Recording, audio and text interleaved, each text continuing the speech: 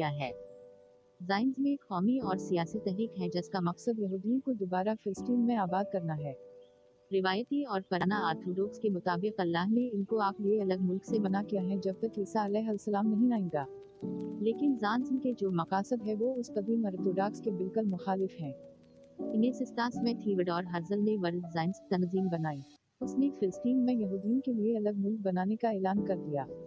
यहाँ तक कि इसराइल की खुद मुख्तारी का ऐलान भी कर दिया।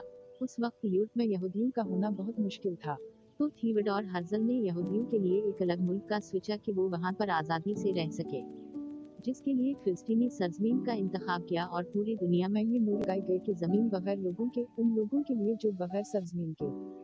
यहाँ पर मसला ये था कि फिलिस्तीन में तो मुसलमान और ईसाई और कम तादाद में यहूदी सदियों तक आबाद थे और कुछ ज़ायनिस्ट वेस्ट में रहते और यहूदी ज़ायनिस्ट यूरोप में रहते थे, जो ज़ायनिज़्म के लिए अच्छा नहीं था। दुनिया की पहली जंग अजीम में उस्मानी सल्तनत का हाथमा हुआ और बर्तानिया ने जंग जीती। बर्तानिया के कंट्रोल में जो फिलिस्तीन आ गया तो वहाँ पर यहूदी ने आमद व रफ्त शुरू की जिसको बर्तानिया की मदद हासिल थी। दूसरी जंग अजीम में होलोकास्ट के बाद यहूदियों ने फिलिस्तीन का रुख किया जिसको बहुत से वेस्टर्न ममालिक ने सपोर्ट किया।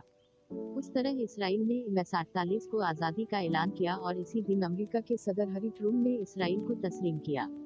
ये ज़ायनिस्ट तंजीम की एक बड़ी कामयाबी थी। 1967 के 6 दिन जंग के बाद इसराइल ने बहुत से इलाके को कंट्रोल में ले लिया। उसके एक साल बाद ज़ायनिस्ट तंजीम की सालाना कॉन्फ्रेंस में यरूशलेम प्रोग्राम का आगाज किया, जिसकी 5 निकात थे।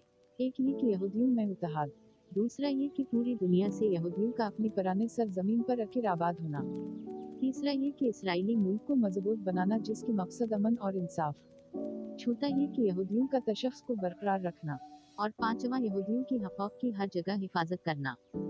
इंसाफ और अमन का जो मकसद था वो पूरा नहीं किया क्योंकि बहुत जुल्म किए मुसलमानों और ईसाइयों पर।